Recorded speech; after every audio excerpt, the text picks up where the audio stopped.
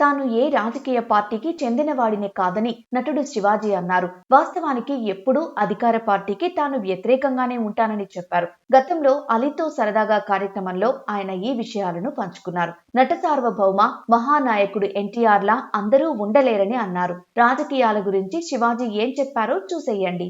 జనరల్‌గా కూడా చాలా మంది కూడా రాజకీయ పార్టీలు కూడా ఏమనుకుంటారంటే శివాజీ ఆ పార్టీ, ఈ పార్టీ. నేనెప్పుడూ రూలింగ్ పార్టీకి అపోజిషన్ నేనెప్పుడు. ఎందుకని? ప్రజల గొంతుకది. ఆ! ప్రజల తరఫున మాట్లాడాలంటే ప్రభుత్వానికి అనుకూలంగా మాట్లాడలేం. ఓకే. సో, అటువంటి పరిస్థితుల్లో ఇంకా ముఖ్యంగా చెప్పాలంటే ఆర్టిస్టులుగా రాజకీయాలకు మనం పనికిరాం. హ్మ్. ఎందుకు పనికిరాము అంటే ఇవాళ రాజకీయం అనేది ఒక బిజినెస్ అన్న.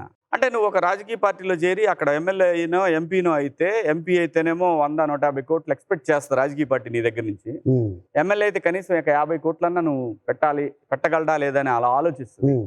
సో ఈ 50 కోట్లు పెట్టినోడు ఈడి తిరిగి రికవరీ ఎలాగ ఈడికి? ఓకే. ఇసుకో, మందో, లేదంటే మట్టో, లేదంటే లోకల్లో ఉన్న బిల్డర్సో, లేదు ఎవడన్నా వెంచర్లు వేసుకుంటే వాళ్ళు వీళ్ళ దగ్గర కొట్టాలా మళ్ళీ. హ్మ్. మరి అంతే కదా. ఓకే. సో ఒక ఆర్టిస్టులుగా మనం ఆ పని చేయలేం, జనం దగ్గర కొట్టలేం, హ్మ్. తిరిగి వెనక్కి లాక్కోలేం. నా దృష్టిలో అయితే రామారావు గారి లాగా అందరి వల్ల కాదు. ఎందుకంటే రామారావు గారు సెటిల్ అయిన తర్వాత తనకున్న ఆస్తులు, బరువు బాధ్యతలన్నీ పిల్లలకి చెప్పేసి నాకు ఇంత ఇచ్చిన ఈ సమాజానికి నేను ఏదో ఒకటి చేయాలనే ఒక ఏకైక లక్షణంతో బయలుదేరాడు కాబట్టే సర్వైవ్ అయ్యాడు ఆయన. ఓకే. ఈ వ్యవస్థలో నీ బోటోడో నా బోటోడో నిలబడితే మనకు ఉన్నది మొత్తం ఊడిపోగా, తిరిగి సంపాదించుకోవడం చేతకాకపోగా హ్మ్. ఏమీ చేయలేనిలాగా మిగులుతాం ఓకే. అనేది నా అభిప్రాయం. So okay. ఓకే. ఆ పద్ధతిలోనే నేనే రాజకీయ పార్టీ జోలి పోలా. ఓకే.